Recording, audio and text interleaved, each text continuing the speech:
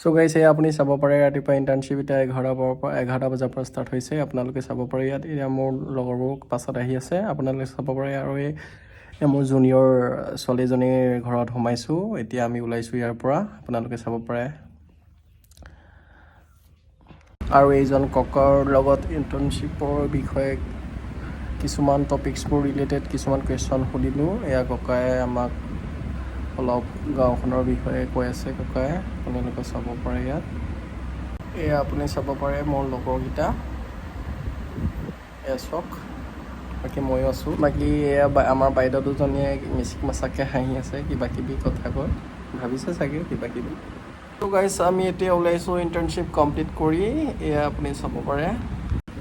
আৰু এয়া আমি কলেজলৈ সোমালোঁ আকৌ। মই অকলে মোৰ লগৰটোৰ এডমিশ্যন আছিলে, কিবা ডকুমেণ্টছবোৰ দিলে এই ঘৰৰ মাজুলীত তাৰ। এতিয়া মই এডমিশ্যন কৰি যামগৈ। চ' টাটা বাই বাই গাইজ।